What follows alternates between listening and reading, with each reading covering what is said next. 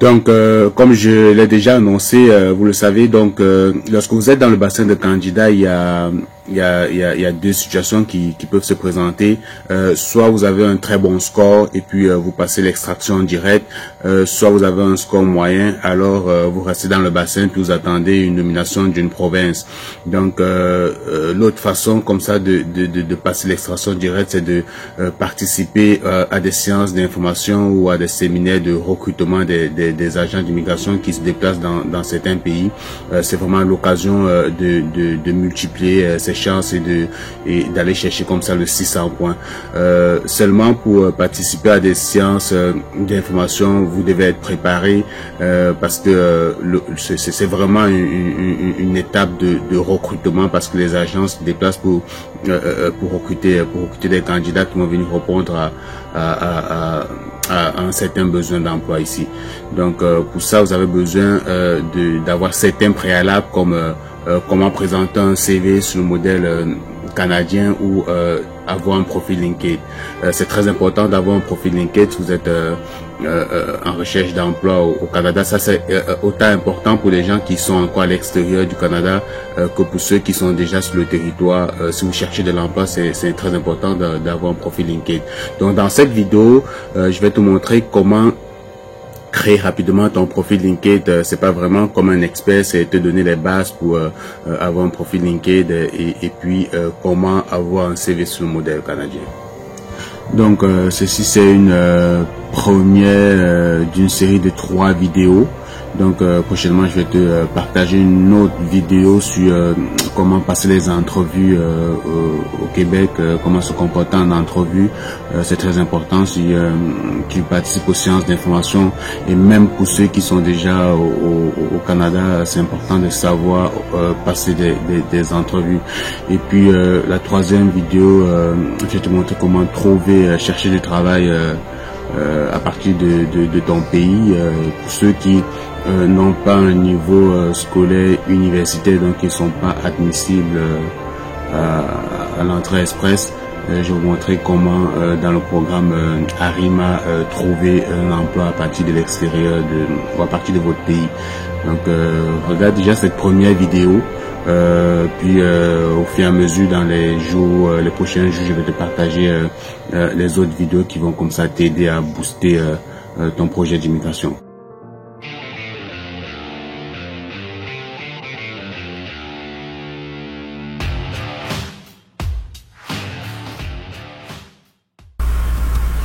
Donc les amis, comme on s'est dit, on est rendu sur mon PC. Je vais vous montrer comment créer un profil LinkedIn. On va pas aller au bout, on va faire ça court, sinon la vidéo sera très longue. Donc vous allez sur Google, vous faites une recherche sur LinkedIn.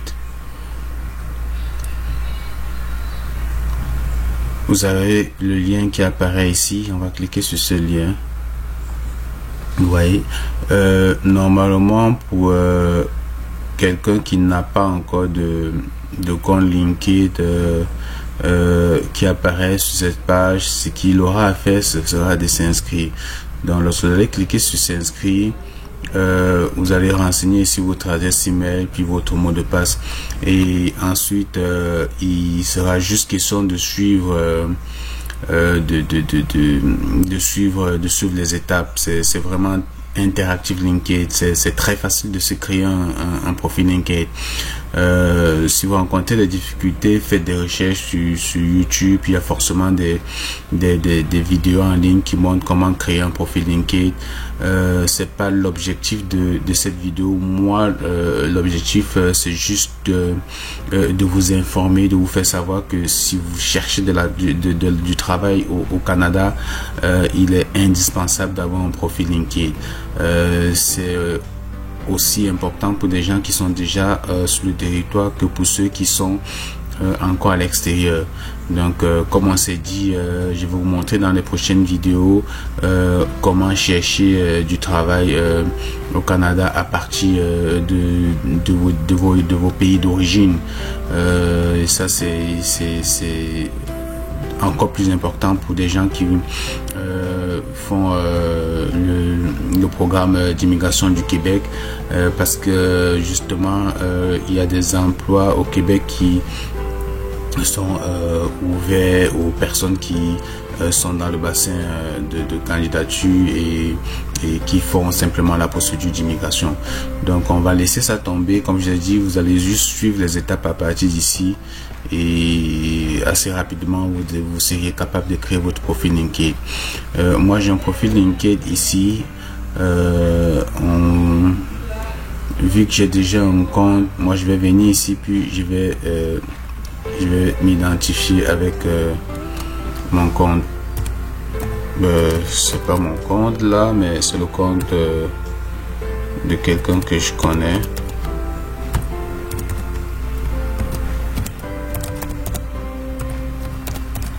En réalité, j'ai créé ce compte pour le tutoriel, pour la vidéo, mais c'était vraiment très long. Du coup, j'ai préféré faire court. Je vais vous montrer le profil, puis vous, normalement, en suivant les étapes telles que je vous ai indiqué au début, vous seriez capable de créer votre profil. Donc, vous voyez, lorsque vous allez créer votre profil, à la fin, ça va ressembler à ceci. Les recruteurs au Canada, ils aiment bien des candidats qui ont des profils LinkedIn parce que ça les permet non seulement de mettre une image sur votre personne, mais également d'aller regarder rapidement votre parcours, vos expériences, parce que vous voyez, si on clique ici, voir le profil, on a une sorte de résumé. Donc vous, lorsque vous allez créer votre profil LinkedIn, vous allez ajouter une photo d'arrière, vous allez ajouter une photo de profil. Ça c'est facile. Donc normalement, pour ajouter une photo de profil, vous cliquez simplement ici, je crois, modifier, et là vous voyez, vous pouvez aller chercher une autre photo. Donc je vous laisse faire ça de votre côté. Donc ce que je vais vous montrer, c'est un profil déjà créé, c'est à ça que ça ressemble. On a des informations sommet du candidat. Ça c'est une façon de vous présenter assez rapidement, une description de qui êtes-vous, qu'est-ce que vous êtes capable de faire, qu'est-ce que vous savez faire. Et puis plus bas, on a vos expériences, où est-ce que vous avez déjà travaillé. Là j'ai ajouté une seule expérience parce que justement cette personne a eu un seul emploi, mais vous voyez, si vous cliquez sur le petit plus ici, vous avez la possibilité d'ajouter autant d'expérience. C'est pareil pour vos formations, vous pouvez ajouter autant de formations. Donc que vous pouvez, si vous avez vos formations académiques et puis si vous avez fait d'autres formations sur le plan professionnel, vous pourriez également les ajouter là. Et puis vos compétences également, vous pourriez les ajouter. Donc c'est vraiment quelque chose de très rapide, et puis très indispensable aussi si vous cherchez du travail. Comme on s'est dit, lorsque vous êtes dans le bassin de candidature de l'entrée express, vous avez deux possibilités. Soit vous avez un bon score et puis vous passez l'extraction directe, soit vous n'avez pas un bon score et puis pour améliorer votre score, vous allez participer à des séances d'information. Les séances d'information sont organisées par des provinces dans certains pays. Donc vous devez être constamment connecté sur les sites internet de province pour voir les différents calendriers des séances d'information à venir. C'est important de participer à une séance d'information parce que les agents d'immigration se déplacent du Canada vers ces pays respectifs, et vous, lorsque vous venez, vous avez la possibilité de vous présenter, de passer à des entrevues et de démontrer votre intérêt à aller vivre dans ces pays-là. Et puis normalement vous allez vous déplacer avec votre CV, et lorsque vous donnez vos CV aux agents d'immigration, eux en arrière ils vont prendre la peine d'aller certainement regarder votre CV, regarder votre profil LinkedIn. Bref, c'est vraiment comme une entrevue d'embauche, il faut prendre ça au sérieux. Ok. Et puis pour des gens qui font l'immigration au Québec, comme je l'ai dit, je vais également dans une prochaine vidéo vous montrer comment, lorsque vous êtes dans le bassin Arima, comment pour multiplier vos chances, parce que vous savez, lorsque vous avez un emploi au Québec, vous accélérez rapidement votre procédure. Je vais donc vous montrer comment aller postuler à des offres d'emploi au Québec, et ça sera vraiment intéressant pour des gens qui ont juste un niveau secondaire, parce que vous savez, pour l'entrée express, il faut avoir un niveau universitaire. Par contre, au Québec, on recherche beaucoup de candidats qui ont juste un niveau secondaire professionnel. Donc c'est plus pour des gens qui ont un bac technique ou un probatoire technique des pays africains ou de l'Europe ou dans le système francophone français tout simplement. Donc normalement, lorsque vous allez voir des offres d'emploi au Québec par exemple, à la fin des offres d'emploi, on va vous donner comme ça le nom de la personne à contacter, c'est soit le responsable des ressources humaines. Donc vous devez également prendre des initiatives pour entrer en contact avec ces personnes. Bien sûr, après avoir envoyé votre CV à ces entreprises, soit aux responsables des ressources humaines de l'entreprise, vous pouvez également venir sur LinkedIn chercher la personne. J'imagine, j'ai trouvé une offre d'emploi qui demande un technicien, puis on m'a dit à la fin que la personne a contacté dans l'entreprise, c'est je sais pas, Christine Beaulieu. Donc je vais venir ici, je vais chercher Christine, vous voyez, il y a des Christine qui apparaissent, puis je cherche Christine B quelque chose. Bon, vous voyez, j'ai un Christine, je suppose que c'est elle ici, c'est la dame de ressources humaines de l'entreprise. Je vais cliquer dessus, vous voyez, puis je vais cliquer sur se connecter. Lorsque vous allez cliquer sur se connecter, cette personne va recevoir votre demande d'amitié ou votre demande d'invitation, et puis lorsque si jamais elle accepte votre demande, vous aurez la possibilité de lui envoyer un message. Donc vous voyez, vous avez la possibilité de lui envoyer un message, et puis vous pouvez dire juste un bonjour, je suis telle personne, je suis dans tel pays, j'ai vu votre offre d'emploi sur tel site internet, puis je me suis permis d'entrer en contact avec vous pour manifester mon intérêt à travailler dans cette entreprise. Et puis je suis également dans le bassin de candidature de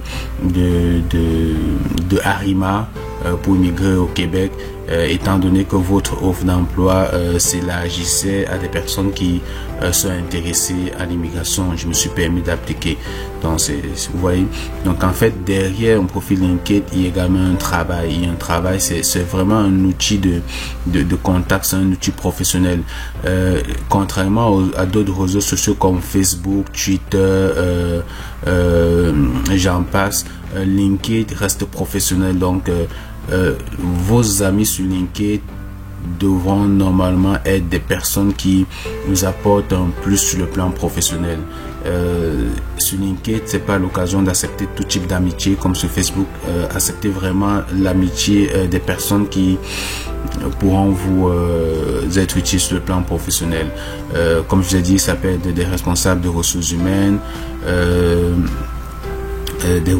comme j'ai dit, ça peut être des collègues de travail, ça peut être des entreprises, parce que vous avez la possibilité également de chasser des entreprises. Si je tape par exemple Orange, vous voyez, en cliquant sur Orange Cameroun, Orange France, Orange Paris apparaît.